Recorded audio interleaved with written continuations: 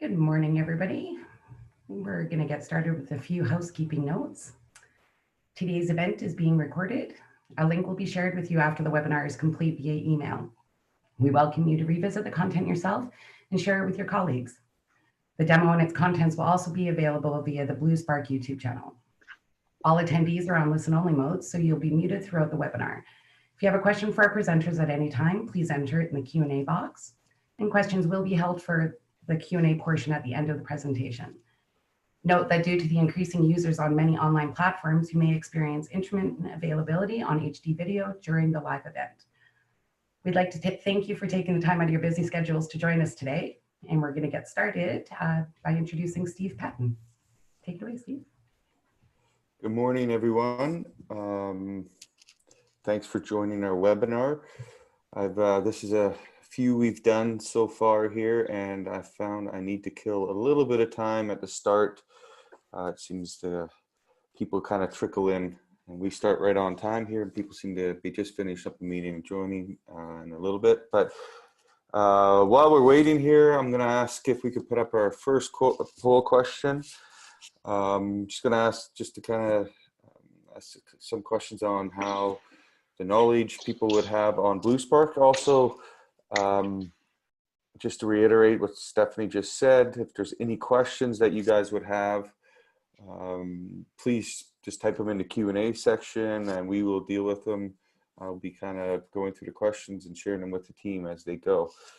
So our first poll question is, were you aware that BlueSpark could clean scale from sand screens, frac packs, slotted liners, tubulars, subsurface safety valve, gasket valves, nipple profiles, or did you know we could do all of the above? I'll just give a couple minutes there for people to kind of answer. Also, I just kind of wanted to talk about, we all have these hockey jerseys on here. They are something we all get when we start at BlueSpark, completed with our employee number on the back. So basically that's just symbolizing here at BlueSpark, we're a small team, but we are a team, and every player on that team is extremely important to the success of our company. Do we have any answers yet, Chuck, from our poll? Stephanie, sorry. All right, people thought all of the above. Sand screens, we got 38%. So I kind of want to introduce everyone that's going to be on the call today. First, in West Africa, Nigeria, we have our industry partner from BOAS, Adeola Adebarion. Adeola is the production optimization consultant there. And thanks for joining, Adeola, and thanks for all the hard work that you do to support BlueSpark and our technology there in West Africa. We also have Charles Fensky, and Charles will be presenting his paper, his SPE paper today, that he had earlier presented an SPE forum in early February. But Chuck is the, I call him all things high pulse power for us here. Project manager, applications with customers. So Chuck will be presenting. Then we have Thomas Buchanan, who will be presenting some case studies from West Africa. Thomas is our BD rep for the North Sea as well as West Africa. And I know he's taken a few trips there in his time that he's been with us. It's been supported by Adeola while he's there. And finally, we have Rob Harries. And Rob is our operations director. And Rob, you can see him here. He's in our facility in Calgary. And Rob will be demonstrating our technology here in a couple minutes. So with that, I will pass it on to Rob. And again, I want to thank everyone for joining. I want to thank this team, panelists, for being here. And again, any questions, we welcome them and we will answer them at the end of the presentations. We will be 15 to 20 minutes here. So with that, I'll pass it off to Robert. Thanks, Steve. Just to check, you can hear me there good? Hear you good. Thank you. Awesome. Awesome. So again, thanks everyone for joining us this morning or this afternoon in West Africa. As we mentioned, we'll hold questions to the end. Any question's a good one. For us, we hold this demonstration quite often, and we always get questions that push Chuck into a different direction on the applications testing. So please do feel free to ping us with any kind of question or concern or application you might have. I'm going to start the demonstration today with a little bit of information around high pulse power, what high pulse power is. I'll talk about the tools themselves, how we operate, what an operation looks like. And then lastly, we'll give you a demonstration of how we turn 1,000 joules of energy into several hundred megawatts of power and have an effect downhole. So first and foremost, for those that don't know what high pulse power is simply the rapid release of energy in a very, very short period of time. We have a governing equation we look at, power equals energy over time. So this is the equation that we focus on for ourselves. This is a factor we can't change. We can't change the energy input. The energy input is dictated by the wireline cables in existence in the industry. They're rated to a certain amperage, a certain voltage. They limit how much energy we can send down the cable. What we take is about 1,000 joules of energy. Where the WASP tool has the advantages in the time factor. We can take that 1,000 joules of energy, we release it in about 4 to 5 microseconds. And what that equates to is power that's 200 megawatts. So these numbers don't mean very much, but in terms of 1,000 joules, you're looking at a couple of sips of orange juice, a bite of a chocolate bar, maybe your favorite beer. In terms of the power output, 200 megawatts is the output from a small generating station that would feed an entire town, village, or city, small city. And so we're taking that small energy, releasing it very rapidly and creating a high power moment. You'll get to see live what that gets to do. In terms of what an operation looks like for us, we are very similar to a case tool production log. Our tool is benign. We have no chemicals, no explosives, no radiation. It's a piece of steel that goes down. We do have batteries or capacitors. And all we're doing is rigging up, running in the hole, positioning ourselves with a CCL, for example, for depth correlation into the area we want to stimulate. And then we go ahead and perform pulses. I'll talk about the number of pulses we can perform and the duration of that as we get down to the bottom end of the tool. But for us, it's that simple process: rig up, run in the hole, pulse, pull out of the hole, rig down, and we can be done in operation in about 12 hours. In terms of what we take to the well site, we always bring 2 sets of kit. We bring standard hand tools, some spares, and then a couple of unique pieces. We have a test kit that allows us to fully test each component of the WASP string to ensure that electrical chain is complete from top to bottom. And that's what you see here, some of these components that allow us to perform that test. The second unique piece we bring is a safety kit. The one risk we bring to the well site's high voltage. I'll talk about some of the engineered pieces we have in the tool string later. But we have a device that allows us to detect high voltage, a device that allows us to discharge high voltage, and we have some PPE that ensures the team is protected should we have some incident around high voltage. When we perform an operation, we have we'll work with any wireline company of your choice. We bring our own surface box, which is this box here, this black box. This allows us to plug into the wireline cable. It allows our field supervisor or Adiola's field supervisors to plug into their laptop, and then that powers our tool. We're essentially boring the wireline cable for a period of time to perform our pulses. In terms of the tool itself, this is a WASP 275. This is our larger OD tool. This is the workhorse of our fleet. We have about 30 of these in existence globally. We have 2 tools that are commercial today. We have a 2.75-inch tool, which has been run in Nigeria, and we have a 2 1/8-inch tool, 2.125-inch, which has also been run in Nigeria. Both of these tools have been run successfully there. Only difference being the OD of the tool, slight differences in specifications. Both tools are rated at 10,000 PSI. The large 275 OD tool is rated at 130 degrees Celsius, 266F, and the smaller tool is rated at 120C or 244F. Both tools are pretty long. One of the reasons we have a long tool is due to the capacitance requirement. So our capacitor sections are anywhere from 7.5 meters to about 9 meters in length in total. Both of our tools have a Go connection on the top. This is an industry standard connection, which allows us to use almost any wireline provider. In fact, we can use any wireline provider out there. The only limitation we found is on some sour cables that are high resistance. And so if we have a large resistance between our power supply and our tool, it just affects the charge rate. To date, we've had no problem modifying the cable type, the cable length, so that we can run in any location we've been in so far. This first tool is what we call the charge unit. This tool is what takes that low voltage, low current feed at the top, and at the bottom, it's ramped up, amplified that current and voltage from hundreds of volts to tens of thousands, and from singular amps, 1.5 amps again, to tens of thousands of amps. This generates the risk piece here.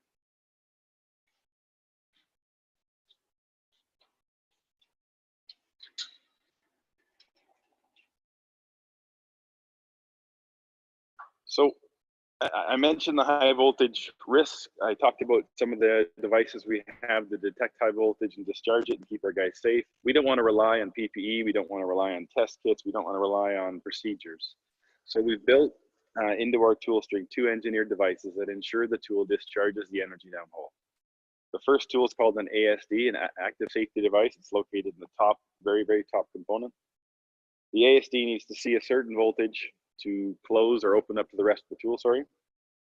It sees 100 volts, for example, it closes to the tool and allows that current voltage to pass into the capacitor section. The second it stops, we stop applying power at surface, turn off the power supply, the relay opens back up to a resistor, and any energy stored in the capacitors is dumped in that resistor instantly. That's safety device number 1. Below that, we have a special subsection called a PSD, or a passive safety device.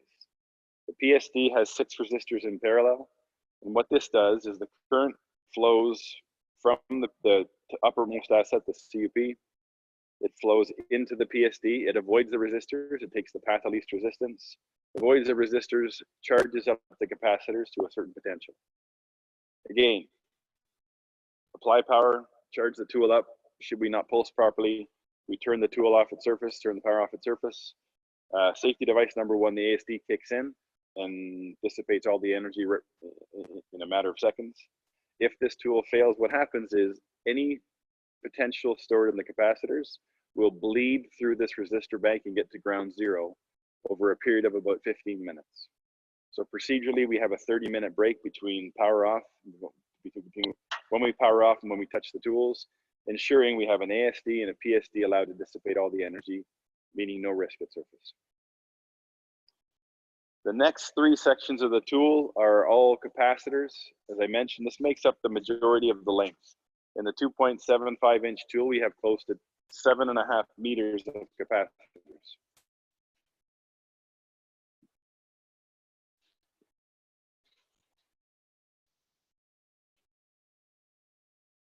So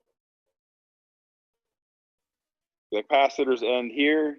The next sections are where we dump all of the energy and create that power output. Storing that energy is pretty benign. Nothing exciting about that. The exciting part is really at the end here. The first power amplifier. This is tuned or calibrated to release voltage at a certain setting. These charge. This releases. Once this dumps all of the current voltage, it then goes to this bottommost asset, which is called a closed electrode. I say closed electrode. This is an example here of the electrode section. This is a membrane that we put on the electrode section, and this allows us to keep a known fluid between that anode and cathode system. If we had brine, if we had heavy oil, it would change the properties of the physics, and we just don't want to do that. In this section here, this is what decides how long we can stay in the hole for and how much treating we can do. There's an insulator here, there's an anode, there's a cathode. All the energy comes through here, jumps from the anode to the cathode, creates that spark. The spark does several things. First of all, it creates a shock wave when that spark is generated. And then secondly, the spark superheats the water, causes volumetric expansion, and that creates a hydraulic wave. So we have these 2 things acting on the scale or the problem downhole, that shock wave, the hydraulic wave, that'll bust up, break that scale. remove those fines, disaggregate fines, and then allow you to have better connection to your reservoir. This tool can get up to 6,000 pulses in a run, which can allow us to treat 30 meters or 100 feet. For some scale types in our testing, we can get up to 200 feet or 60 meters of treatment zone with one run in the well. One of the applications Chuck has been working on is optimizing this tool to ensure we can have more pulses per run, allowing us to treat longer intervals and stay downhole a bit longer. All right, the demonstration you're going to see today is a standard demonstration we've been running for years. It's not really the most realistic downhole demonstration, but what it does is it gives you an indication of what high pulse power can do. This is what's in the tank right now. This is a piece of 5.5-inch casing. We've got a bit of chicken wire on the outside just to keep the cement in place. And then we have cement blocking up perforations. So this steel has 1/2-inch perforations drilled into it. We've now taken away all the permeability by covering it in cement. When we perform the demonstration, there's a couple things to note. Number one, we don't damage the steel, so that completion component is not affected. The reason we don't damage the steel, again, 1,000 joules of energy is insufficient energy to burst the steel to damage the steel. Number two, the cement behind the steel is not affected. The reason being, the steel reflects 94% of the energy from the hydraulic wave. And so what happens, unless there's a brittle component between the wasp and the steel, all you're going to get is that wave reverberating into that completion, whether it's tubing or casing. It'll just reverberate, and all of a sudden, in 3 or 4 rebounds in that casing, all of the energy is dissipated. It's very localized. So in terms of our vertical resolution of the pulse, we're less than 1 meter, less than 3 feet of impact. And what that means, you can keep it off sensitive components. You can keep it away from a water zone, for example, and allow you to be very focused in your application. The last thing to note in the demonstration, unlike a skin frac or a chemical job, we have no path of least resistance, meaning on an acid job or chemical job, as soon as your fluid finds a pathway to flow, all of your fluid will go down that pathway. For us, the pulse happens so fast, it's omnidirectional. We continue to open up surface area as we pulse. Continue to open up perforations, create fracture networks each and every pulse. Then you notice that in the demonstration. Okay, we're going to switch the camera here. Blair is going to go and get the tool powered up. I'm going to switch over to the tripod that shows you the actual target. We're going to pulse roughly 15 times, and then Blair and I are going to pull the target out and show you what we've got.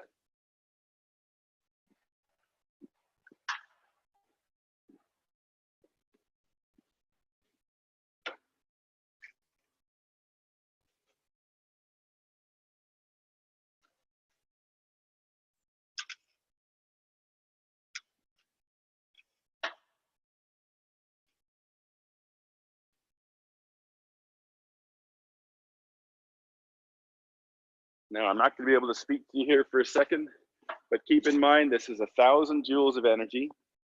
Your cell phone has maybe 20 times the energy that we have in a single pulse. So your cell phone could power this demonstration that we're going to do today. Okay, here we go.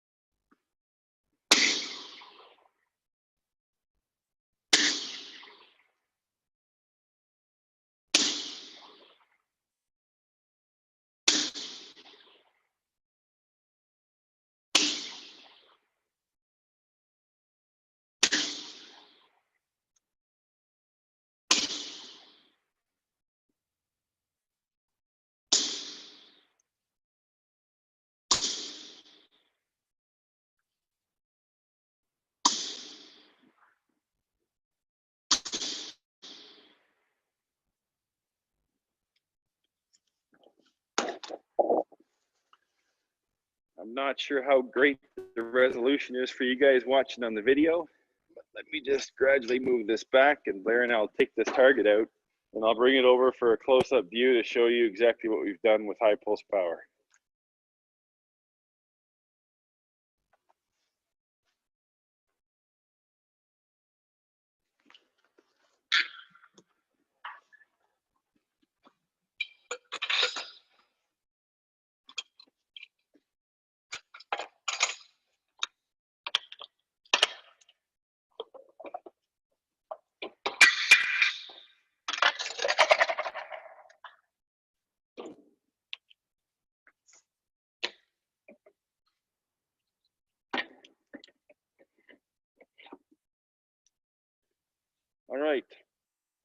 Steve, you might need to direct me a little bit.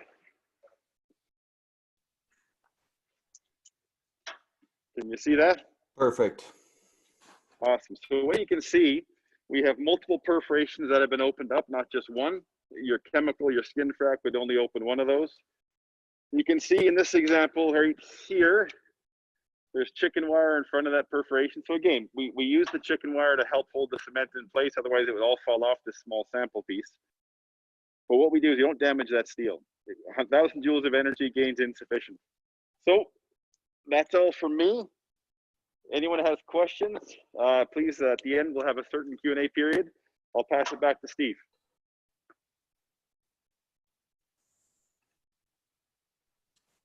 Awesome, Rob. Thank you. Again, we'll be sending this video out, and that video is a little glitchy on time, so we might even superimpose a different video in there if it's a little clearer. But I hope everyone's seen the gist of how simple this technology is and how efficient it is at breaking up and moving any near wellbore damage. With that, I'll pass the baton on to Chuck Finsky, and he's going to walk us through his SPE paper quickly, and as well as Thomas will follow up with some West Africa and some science screen case studies from Blue Spark. Go ahead, Chuck. Thank you very much, Steve. So thank you for joining us today. I'm going to be going through a portion of the SPE presentation that I gave in Lafayette earlier this year. I'd like to thank my co-authors for their contribution to pull this together, and also our sponsoring organizations for giving us the ability to share this knowledge with you today. So to begin, really what this is about is a wireline method, which actually is environmentally safe and doesn't require very many people on per location. And also it's an item that actually reduces operational risks of not requiring acids or other harsh chemicals to be run into the well. So I'll get into some of the details from there. What really starts this problem out is the fact that in a well, when you have different temperatures and pressures and concentrations of ions, as they move in the well, those changes cause scale to accumulate. In a wellbore, that can actually accumulate at the perforations themselves. They could accumulate on the ID, or even in some cases actually block it off. This artifact not only occurs in the casing, but it also occurs in the sand screen. So those fine mesh or screening things that are supposed to allow fluid to come through can also be blocked up with scale, and that scale can actually glue that debris together to make a blockage so nothing can actually come through. So what I'm going to show you right now is another video. So this is a sand screen that was provided from us by a customer that was plugged up. We're going to be using the WASP tool to pulse it. So let's actually watch the video and see how it goes. So each of those pulses make a shock wave. Each of those shock waves break up brittle material. As that brittle material is broken up, the debris becomes loose. And then that is the process at which we actually are using to clean up the sand screen and restore the flow path. So let's have a look in more detail. So this is the original sand screen that was provided to us. What the blocking materials are a mixture of barite or formation type materials. There's also some sand. There's also some calcium carbonate, scale mixed into that as well. As we did the pulsing operations, we can see that those flow paths now are actually opened up. So that allows the fluid to come back and forth and flow through. What's more important about this service is the fact that where we have the brittle materials, those brittle materials are broken up. But where we have ductile materials, such as metal or screens, those materials are not harmed in that rapid impulse of a shock wave hitting it. In this study, we actually looked at several different samples that were provided from downhole wells. In those samples, we observed two key artifacts. One is, as you'd expect in a sand screen, there is the formation materials that would be accumulating. That's what its job is, to prevent stuff from going in and out. And the second part is we also observed that there was many different types of scales actually in there, depending on what that iron or wellbore environment was. But what was key is there was always the two elements, the actual debris and then the glue holding it together. What the shock waves are about is actually breaking up that glue such that those particles can come apart, which allows the sand screen to do its job again. So let's have a closer look at what's actually of the broken debris itself. So as I mentioned, we break that debris off the screen. When we actually took that debris and actually looked at it very closely under a scanning electron microscope, and some very other high resolution items, we can see that we actually create microfractures in the brittle material. When we break those brittle material up, we allow it to actually come and broken apart. And that is the key mechanism which allows the Blue Spark WASP tool to open up a sand screen, breaking up that brittle material, which allows the thing to flow through. Likewise, what we also observed is that at the energy level of the Blue Spark tool, although we break up brittle materials, we actually don't break up the sands and the flick formation materials as well, which take a lot more energy to break up. So that selectivity is very unique about the shockwave, breaking up what you don't want and not harming what you do want to preserve and keep intact. In this paper, we actually have many case studies, which I'm not going to go through today. But one of the key items I want to hit on is the fact that where the challenge was scale related, whether that be calcium carbonate, whether that be barium sulfide or another scale, such as an iron-based scale, it doesn't really care which one, but when the challenge is scale related, whether that be a vertical well, a deviated well, or a horizontal well, this is a solution. It applies to premium sand screens, it applies to perforations, it even applies to actually downhole components, subsurface safety valves, and side pocket mandrels, or any sort of profile where you want to get scale away. And it really doesn't care what the shape of that profile is when it breaks up that brittle material. So in conclusion today, for my portion of the presentation, high power shockwaves are very successful at breaking up brittle scales and debris. These shockwaves don't harm completion components or ductile materials, and it's effective for solving many different problems in the same well, where in particular where your challenge is brittle scales. And with that, I'd like to actually turn it over now to Thomas McCudden. Thanks, Chuck. Good afternoon, everyone. And again, just want to add my thanks for joining the webinar this afternoon. My name is Thomas McCudden. I am responsible for BD activities within Africa and the North Sea. I work very closely with Adiola at BOAS Energy. I'm sure you've met Adiola over the past few years. The next few slides will really focus on case studies where we've been able to quantify the impact of the WASP tool within a number of wells. And these case studies will focus on both production optimization and safety valve remediation. Next slide, please. Away you go. Yeah, so the first case study is a customer in Nigeria. They had a disposal well that was causing problems.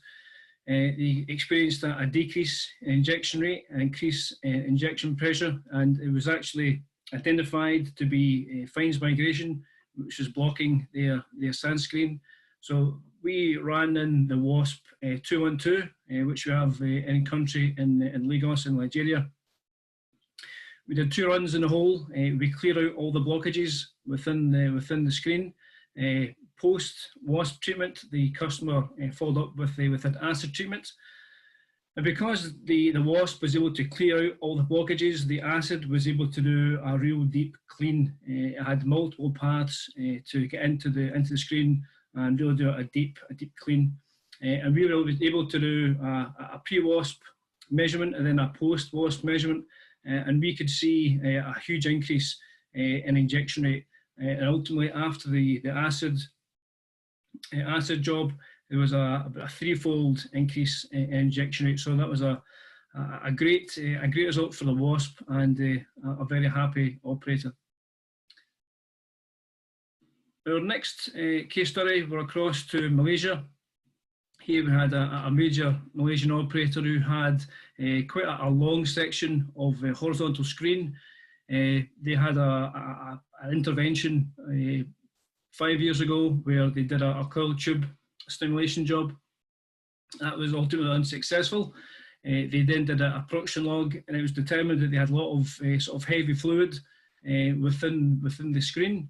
And again, they wanted to use the WASP tool to see if you could actually clear the blockage and clear the screen and increase production. So this was actually they chose about a 10% section of the screen.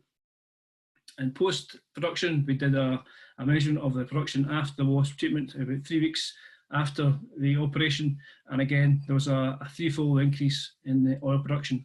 They saved about $1 million worth of revenue compared to what they'd cost on any sort of coil tubing intervention, and it took 3 days versus 2 weeks if we went down the coil tubing route.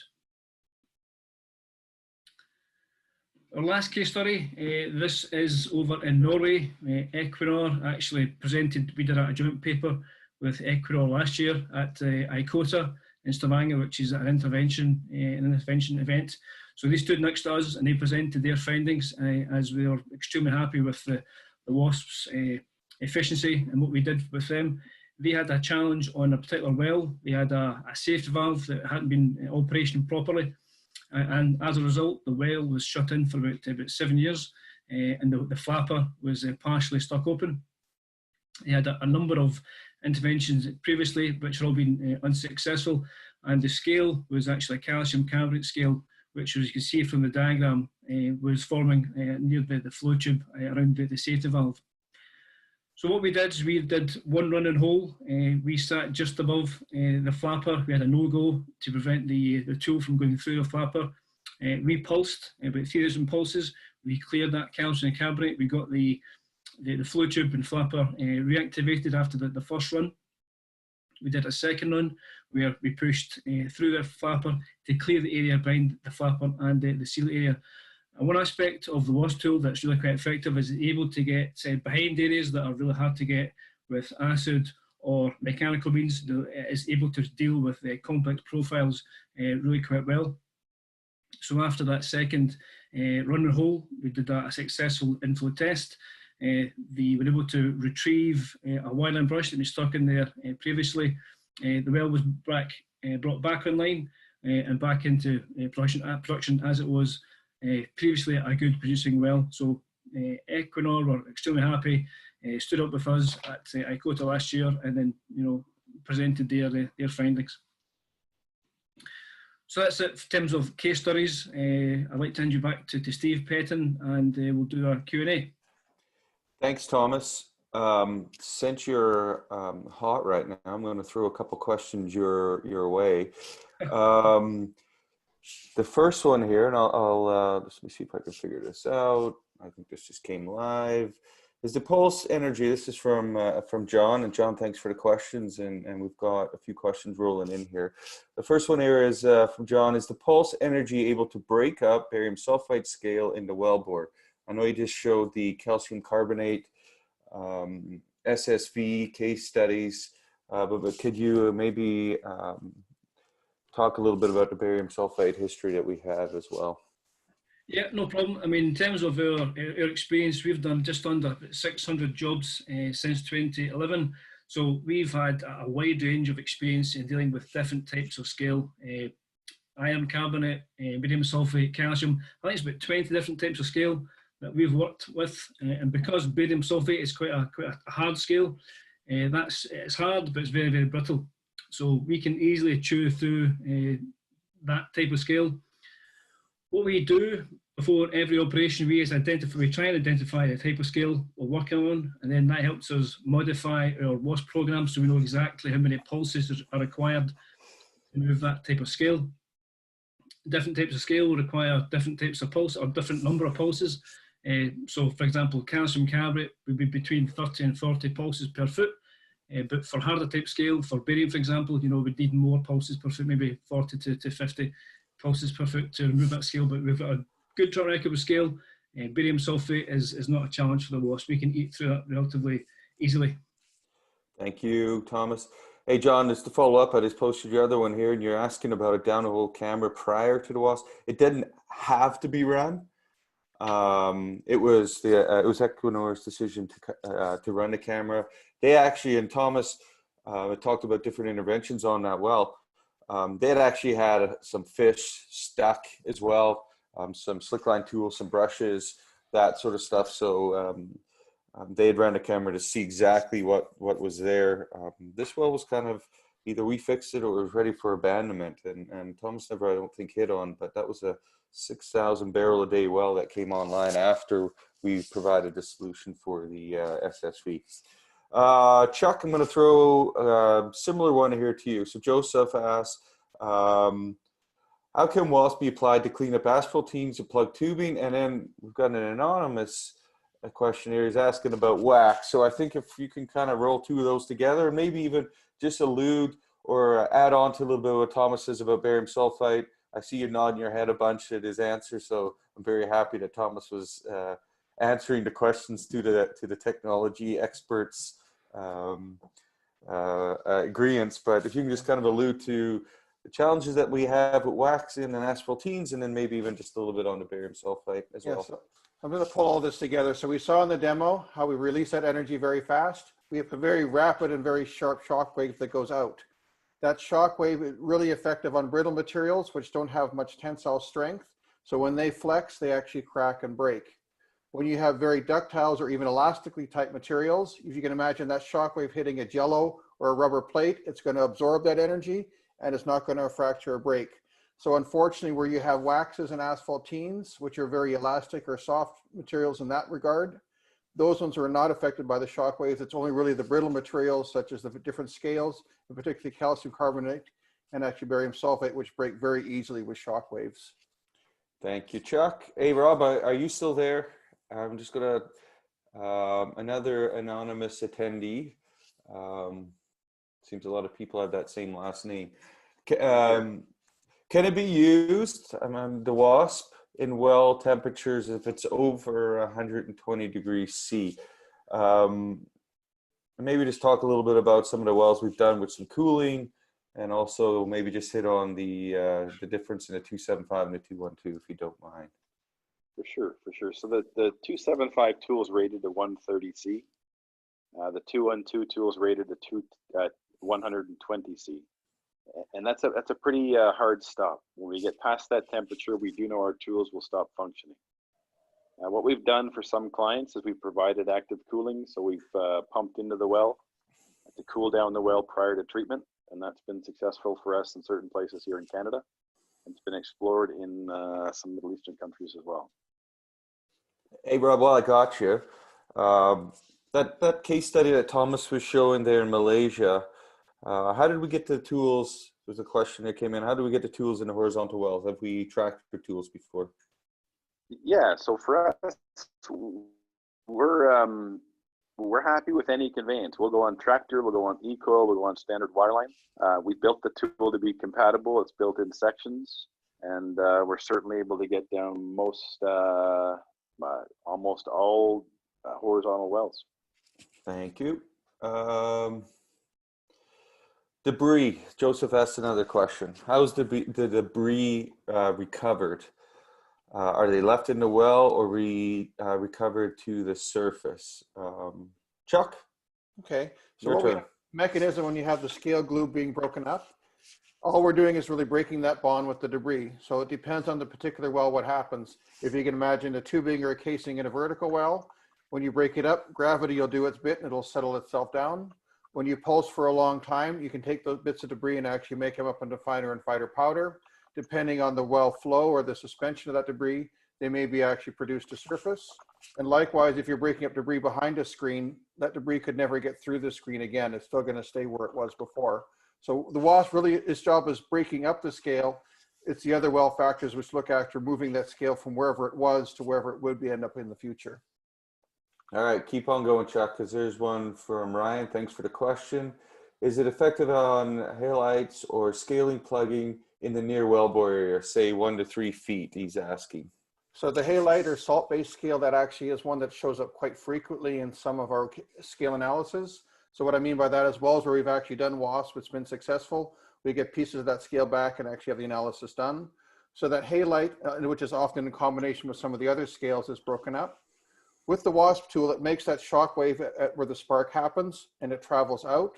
As you can imagine, as it's traveling out, it slowly gets weaker and weaker and weaker, just almost like when you hear a thunder at a distance or a sound at a distance, that distance dissipates it. So really what we're looking at is the WASP is really effective in that very near wellbore range, really in the ranges of inches, not necessarily being feet, because at that point, the wave is actually dissipated down and isn't as intense, which may sound like a disadvantage, but it's also an advantage, particularly where you want to have very selective vertical resolution. So it's really effective over that 1 foot area, so you can actually stay away from things that you don't want to clean, but very selectively clean where you do want to clean. Thanks, Chuck. And again, thanks everyone for the questions. I've got a few more here. So John, let me just make it live. John is asking, do Blue Spark or Boaz provide a tractor for deployment in horizontal wells while conveying on E-line? So we have deployed our tool on, I think probably the 3 major tractor providers globally, but we focus on, Blue Spark focuses on the WASP, the power to cleaning of the problems that our customers would have. So we don't have the tractors. Boaz has great working partnerships in Nigeria, and I'm positive Adiola and his team could help organize a tractor to deploy our tool if required. Rob, I'll throw one more to you here. What is the minimum hole size that this tool can be deployed? So let's just kind of look at the 212 and maybe just kind of focus on the fact that we have no moving parts and how that mitigates the risk in going into smaller completions. Yeah, good question. The tool is slick. We do have shoulders where we have makeup plates to make up the different sections of the tools, but the tool overall is quite slick. We have gone into wells where the nipple restriction is 1 millimeter bigger than our tool OD. And so we would recommend you go in with a gauge ring just to make sure the expensive WASP tool is not sent down there first. But yeah, as long as we have a millimeter clearance, we're happy to go into the well and treat it. Thank you. Robert asked, can this tool work on, sorry, let me make it live again so everyone can see this. Can this tool work on smart slick lines, or must be K-Style and E-line tool? Rob, again, since you're hot here, why don't you just take that Sure. one for us as well? We've done some I guess digging into the slick line applications with WASP. The issue we face is the battery section to feed our tool would be tens, if not hundreds of meters long in order for us to get sufficient pulses. So right now the limitations around the battery technology and the length of the battery section we'd require on a smart slick line. Today we can't do it. Yeah, we could, so go ahead, Chuck. Think of it like an analogy, like your handheld electric drill. If you're just doing a few holes, a battery isn't too bad. But if you want to drill tens of thousands and thousands of holes, that's where that power connection comes through. When we're looking at a WASP pole, as Rob alluded to earlier, we're looking at sending down hundreds of volts and a few amps, which is really beyond the capability of most digital slick line. Thanks, Chuck. That's where I was going to go with that. So I've got another question here about our partnerships. John, I'll make sure Adiola follows up to you on this one, just about WASP horizontal wells and the wireline providers. I don't know the answer to exactly the partnerships there, but Adiola and we will follow up on that. So, and Robert came back and asked, so it's a weight issue on slick line. No, Robert, it's just the conduit in order to get the energy down the well is the issue. It's not the weight issue with slick line. It's just we can't, it doesn't provide a large enough conduit to get the energy down to our tool quick enough. Any other questions? No. Well, I want to thank everyone for joining. We kind of went a little longer than we anticipated here, and I appreciate everyone who stayed on. All our contact information's here. If it is a question for anyone on the panel or anyone within the organization, please just let us know. Again, we'll be sending out a recording of this. Please feel free to share it with your colleagues. If anyone has any other questions, comments, please just let us know. And again, thanks to the panelists, and we hope to see everyone soon. Thank you. Thanks again. Thanks, guys. Thank you very much. Thank you. Thank you.